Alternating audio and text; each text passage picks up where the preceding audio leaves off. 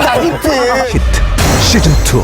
Whenever he had to face a Zerg yesterday, and it's not too surprising, Zergs have been having some success on that map, so we might see it here and there in today's matches. Yeah, but going to this game now. Game 2, Trust is 1 game down here on King Sejong Station, and we're just loading to the game right now. Yeah, the game is loading up, so let's jump into game number 2, King Sejong Station.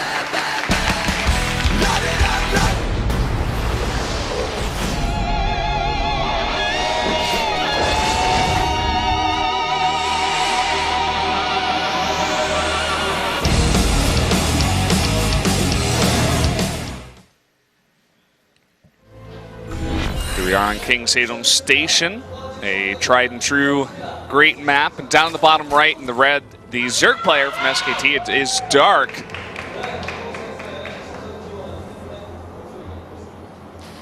And spawning here at the top left as the blue Protoss. He's 1 game down from KT Rollstar. It is Trust. Yeah, Korean commentator was commenting, man, that's a really loud fangirl there.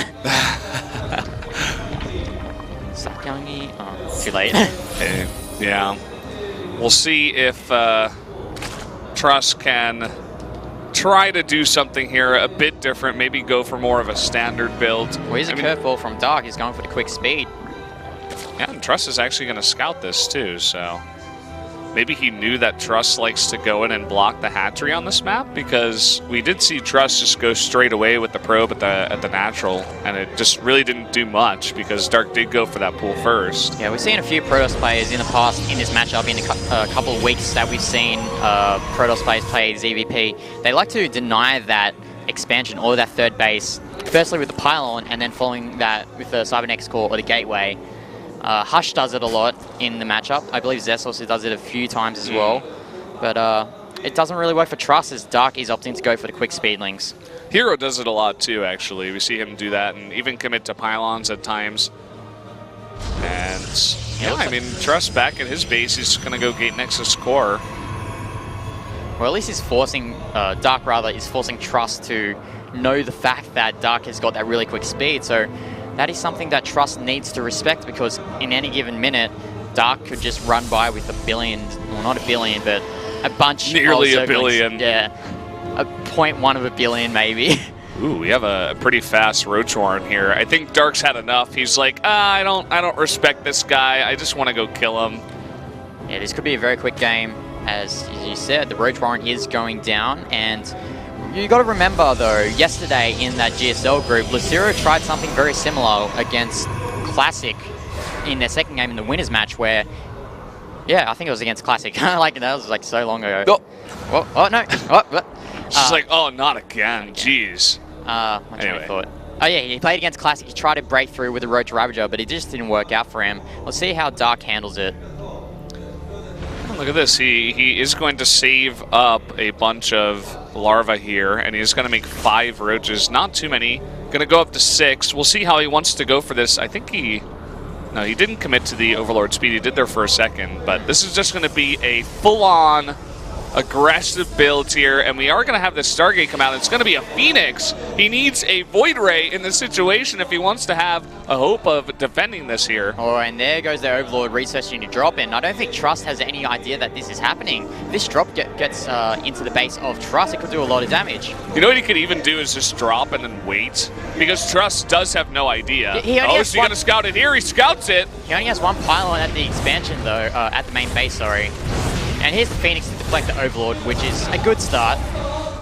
And the Lings running away, and here come the Roaches. It is going to be an Oracle, a bit cheaper. He's going to be able to get that out quicker as well. But the Lings in the main, they need that Oracle to come out if he wants to help defending this. But here come the Roaches. And the Warp Gates aren't even morphed yet, and there's only 1 pylon powering these gateways. If this pylon goes down, this is going to be terrible for Trust.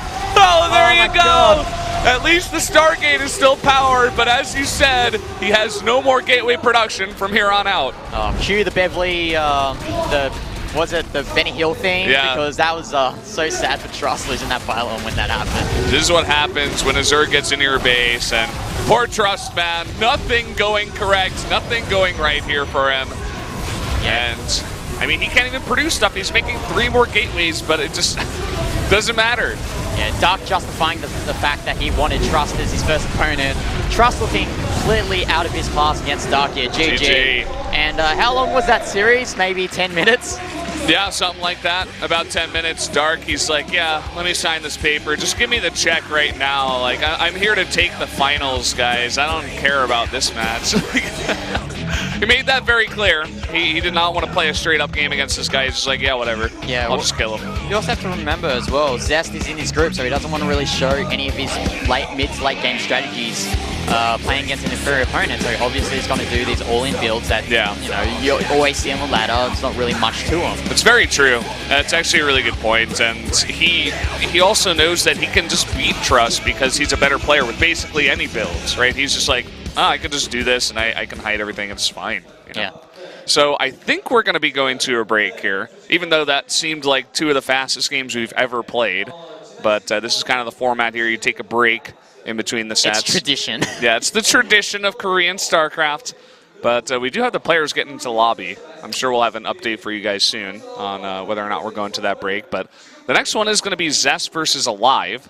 So that's bound to be a really nice matchup. And everybody's predicting Zest to win that, but Alive definitely could upset this. Yeah, Alive is one of those players that he can. I think he has a chance of beating Zest, especially considering the downwards form that Zest is in right now. He's not. It doesn't really feel that he's in the right mindset. Sure, he made it out of his GSL group, but he lost to Gumiho in that winners match.